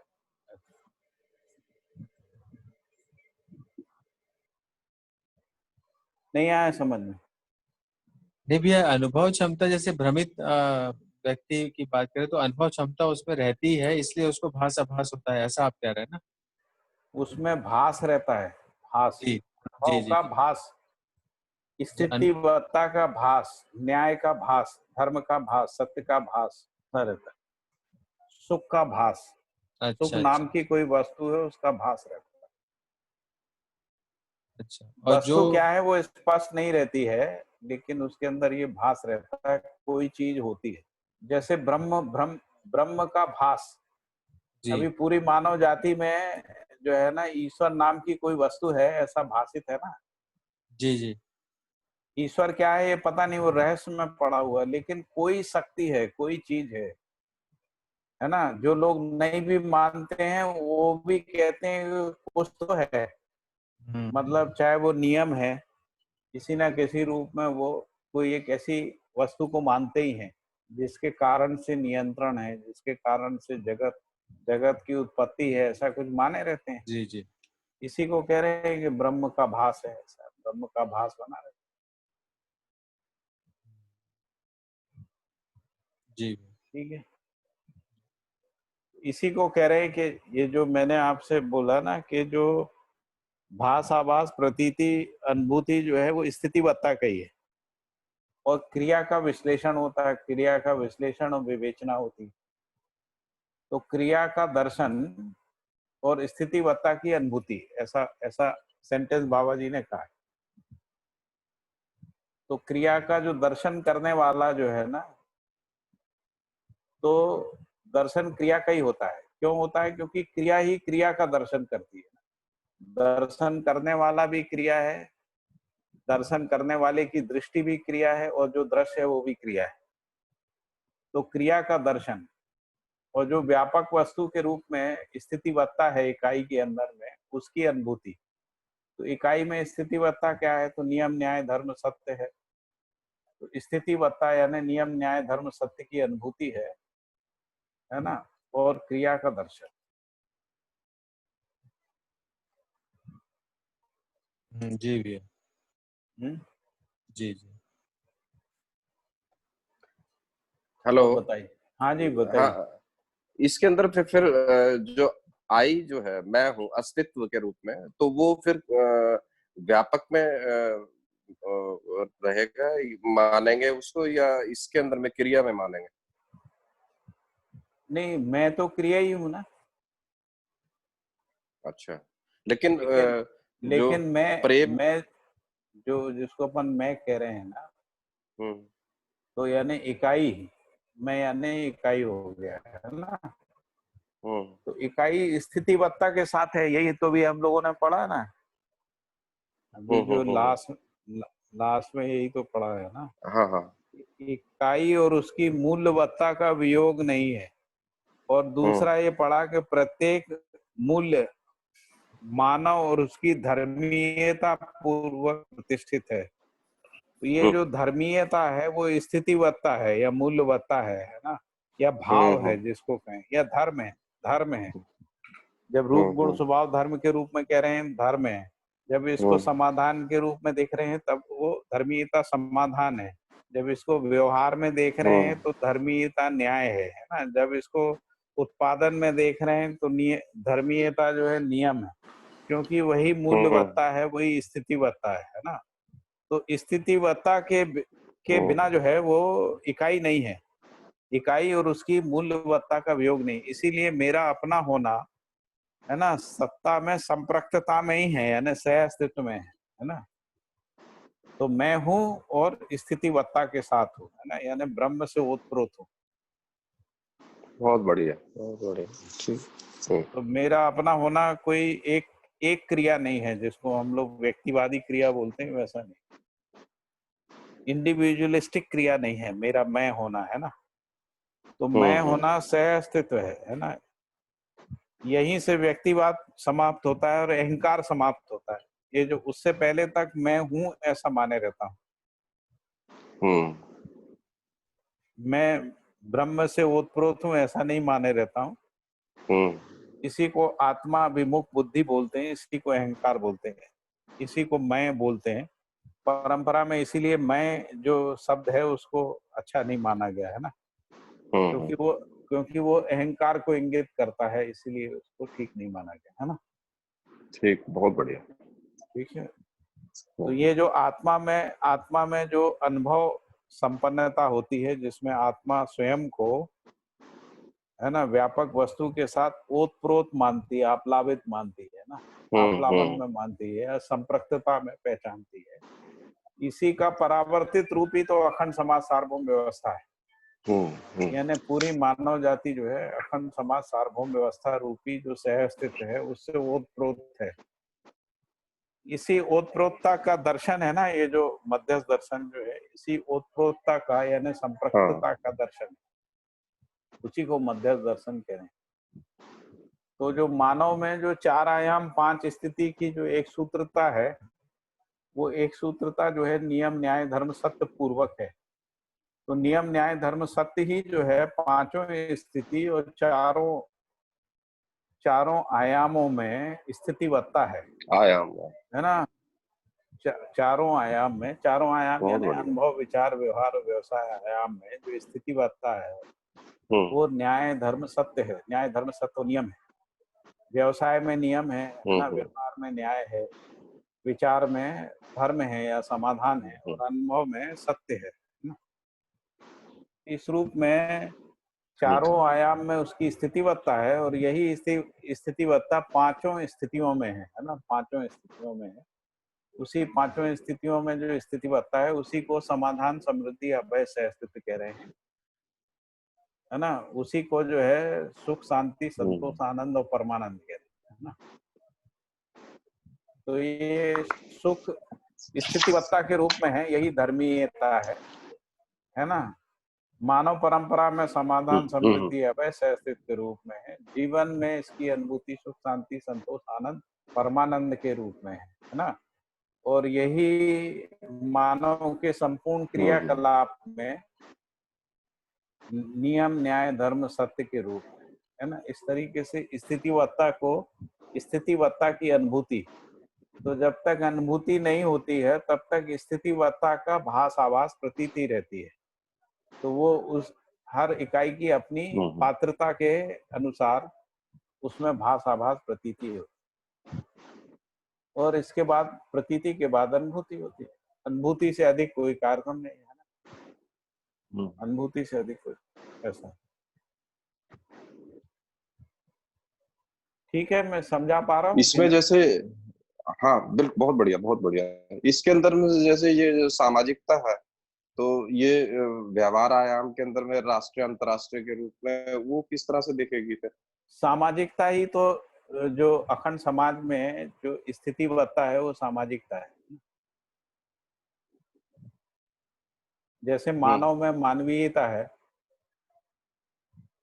जैसे मानव में स्थितिवत्ता क्या है, मानवीयता है। हाँ। देव मानव में देव मानवीयता, लोहे में लोहत्व के रूप में है ना। तो हर इकाई हर अवस्था का जो आचरण है वही उसकी स्थितिवत्ता है। तो वैसे ही अखंड समाज की जो स्थितिवत्ता है वो सामाजिकता है। ठीक है ना। ठीक है। तो सामाजिकता के बिना अखंड समाज कैसे डिफाइन होगा? हाँ, होगा ही नहीं ना, समाज भी नहीं डिफाइन होगा।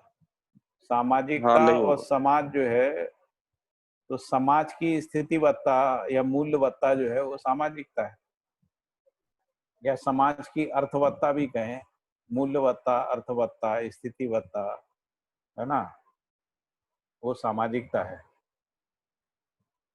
सामाजिकता का ही जो सामाजिकता ही मूल्य चरित नैतिकता के रूप में है।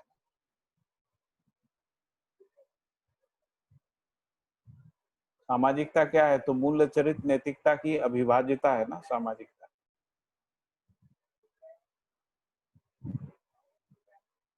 ठीक है सुशील भाई? हेलो हाँ भैया। सुशील भाई ठीक है?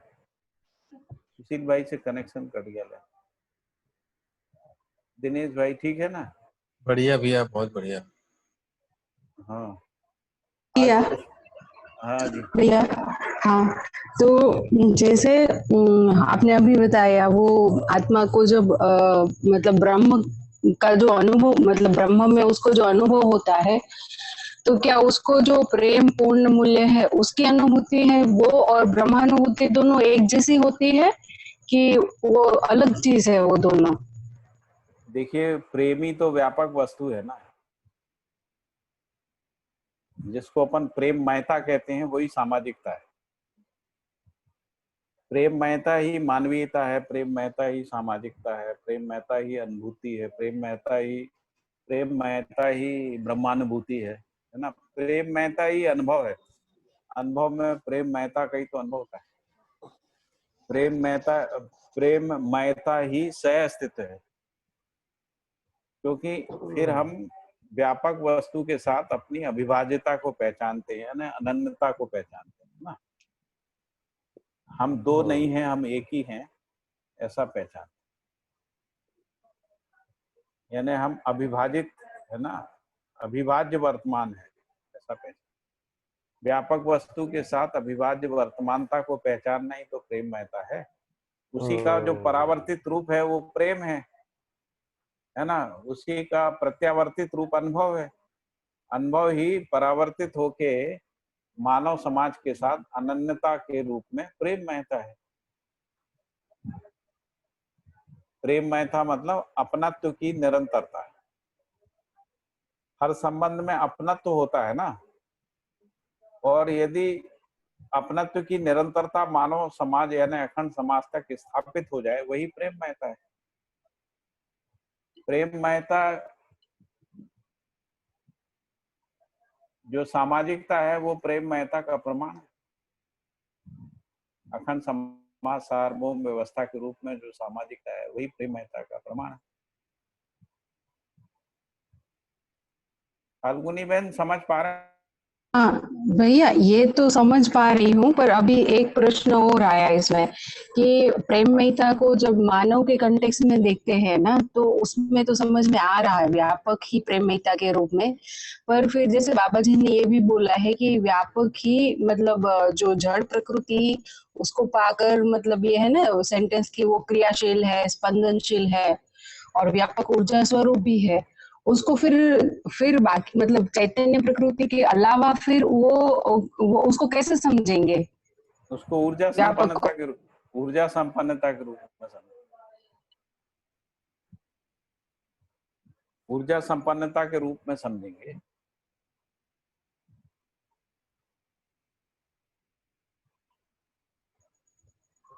मानव में ज्ञान संपन्नता और जड़ प्रकृति में ऊर्जा संपन्नता।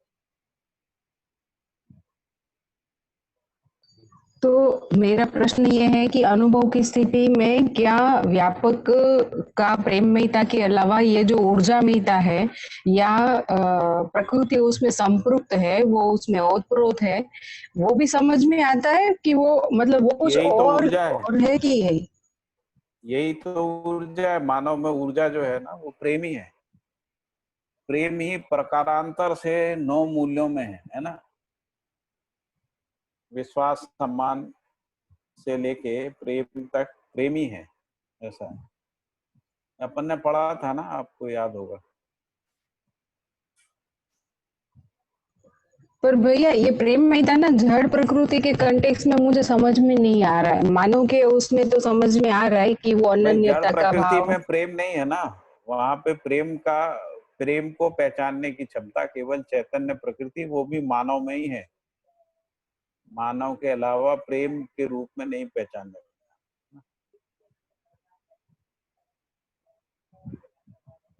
क्षमता ही नहीं है ना, प्रेम को पहचानने की क्षमता जो है केवल आत्मा में है। ठीक है, आत्मा को पहचानने की क्षमता मानव में ही है, जीव में नहीं है। मानव ही जागृति पूर्वक आत्मानुभूति को प्राप्त करता है। आत्मानुभूति संपन्न आत्मा ही प्रेममयता को प्रमाणित करती है। तो जड़ प्रकृति में क्षमता ही नहीं है। जड़ प्रकृति में तो कुछ भी पहचानने में नहीं आता, केवल उसमें ऊर्जा संपन्नता तक प्रकटन है, क्रियाशीलता तक प्रकटन। वहां मूल्यों का भी प्रश्न नहीं है ना, विश्वास, सम्मान, प्रेम, स्नेह, न्याय, धर्म, सत्य, ये सब मानव में है, जड़ प्रकृति में नहीं है। जड़ प्रकृति में नियम का पहचान है, नियंत्रण का है, संतुलन का है, ऊर्जा संपन्नता का है। इस रूप में जड़। मानव में जो ऊर्जा है वो ज्ञान है, मानव में जो ऊर्जा है वो प्रेम है, मानव में जो ऊर्जा है वो न्याय है। यही ऊर्जा है, क्योंकि प्रेम के बिना या विश्वास के बिना, है ना, मानव में ऊर्जा नहीं है।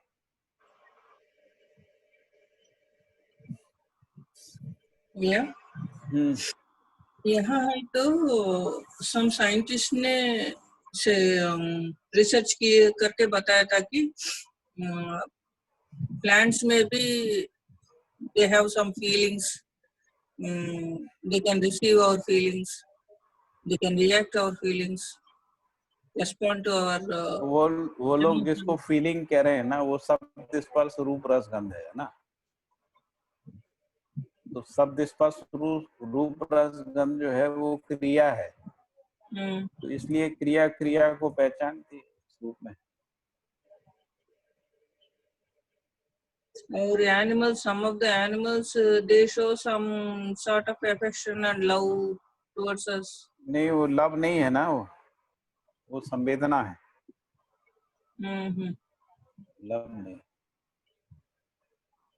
वो संवेदना को पहचानते हैं, अनुकूलता को पहचानते हैं, आहार को पहचानते हैं। उस रूप में उसको एफेक्शन या लव ऐसा कुछ नाम दे रहे हैं, क्योंकि मानव भी जीव चेतना में है ना, तो मानव भी अभी लव को वैसे ही पहचानता है जैसे जानवर पहचानता। लेकिन हम लोग जिस लव की बात कर रहे हैं या प्रेम की बात कर रहे हैं, वो नहीं है। वो इंद्रिय संवेदना से जुड़ी हुई चीज नहीं है, वो स्थितिवत्ता से जुड़ी हुई चीज है ना। उसका पहचान जीवों में नहीं रहता है। जैसे जीवों में विश्वास, सम्मान, प्रेम, स्नेह, ममता, वात्सल्य, कृतज्ञता, गौरव, ये सब नहीं रहता है ना।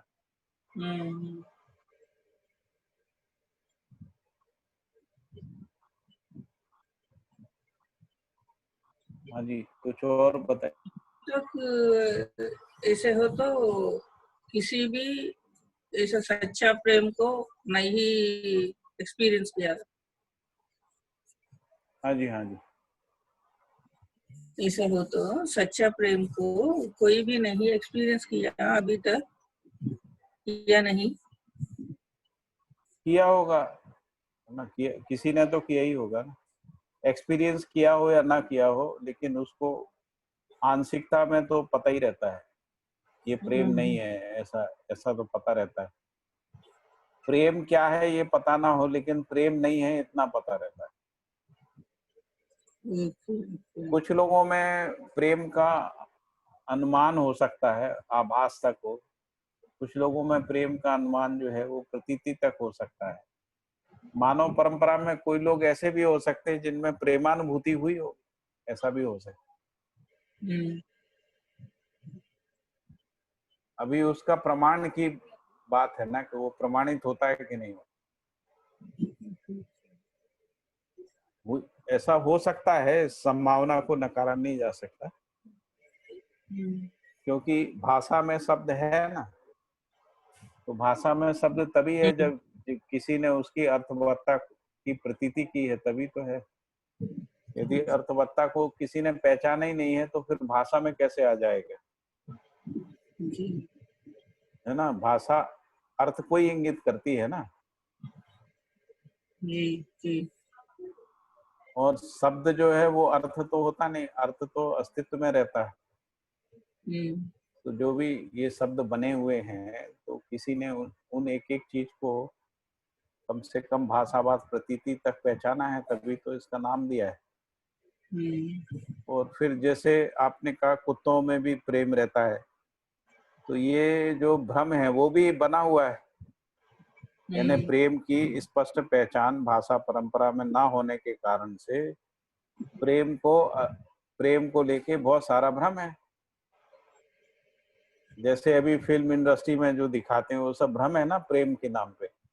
वो प्रेम थोड़ी है, वो तो वासना है, काम वासनाएं हैं, उसको वो प्रेम कह रहे हैं ना। लेकिन माता और बच्चे के बीच में भी प्रेम होता है। अब माता और बच्चे के बीच में जो प्रेम होता है, वो जो प्रेम माता पिता और बच्चों के बीच में होता है, उसमें पूरी प्रेम की स्पष्टता नहीं रहती, लेकिन भाषाभास तो रहता ही है ना। भास रहता है। भाषाभास। फिर वो माता की जागृति पे, पिता की जागृति पे डिपेंड करता है। हो सकता है उसको भाषाभास भास हो सकता आभास हो सकता प्रतीति हो जाए, ये भी हो सकता है ना। अनुभूति होने के बाद उसकी निरंतरता है। अनुभूति के बाद भ्रम नहीं है ना, क्योंकि असंदिग्धता है, इसलिए उसकी निरंतरता। जब तक अनुभूति नहीं हुई है, यानी यदि बीच बीच में गायब होता है, इसका मतलब है कि भाषाभास है या प्रतीति। भाषाभास ही कहना चाहिए, प्रतीति के बाद भी उसकी निरंतरता हो जाती है। जी भैया। और बताइए।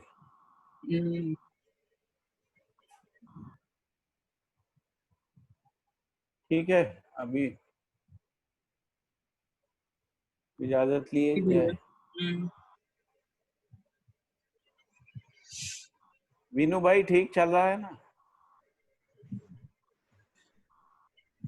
पाठक भैया। हाँ नमस्ते। नमस्ते नमस्ते। आज वो बड़े मामा जी और मामी जी भी ज्वाइन किए हैं, पीएल देवेंद्र और पुष्पा देवेंद्र। हाँ, ये मैंने देखा, मैं पूछने वाला था कि हाँ। पुष्पा जी कौन है, लेकिन फिर मैंने कहा बाद में पूछेंगे। जी आज ये दोनों मामा जी मामी जी हैं क्या? जी। बहुत बढ़िया। नमस्ते पुष्पा जी, देवेंद्र जी नमस्ते। सुनाई दिया कि नहीं?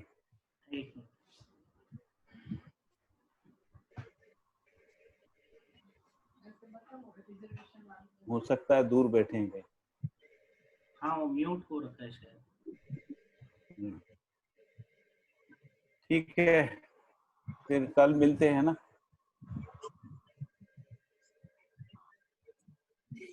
नमस्ते। नमस्ते। हाँ नमस्ते भैया, नमस्ते मामा जी। कैसे आपको हो? मैं मामा जी तो बोलूंगा नहीं, भैया बोलता।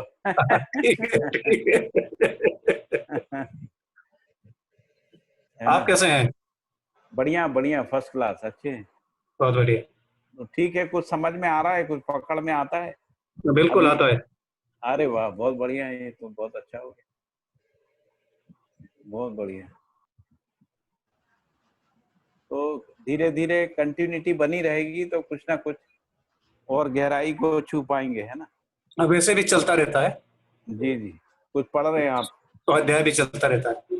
अरे वाह, बहुत वीडियो भी अच्छा। देखते रहते हैं। जी जी जी, बहुत अच्छा है, बहुत बढ़िया।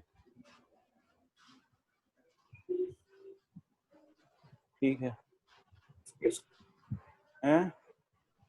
ठीक है। और हाँ ठीक है भैया। Thank you. ठीक है, गुड नाइट। राइट। ठीक है फिर। ठीक है अमित भैया। भाई। ठीक है जी। हाँ अमित जी। नमस्ते भैया जी। हाँ, अभी ठीक हो रहा है? हाँ जी भैया जी। हाँ जी, कुछ ना कुछ तो आता ही है। कुछ ना कुछ आता जा रहा है, ठीक है, बहुत अच्छा। ठीक ठीक है भैया जी। ठीक है, फिर इजाजत। जी भैया जी। भाई, सुनील भाई। हाँ भैया, हाँ भैया।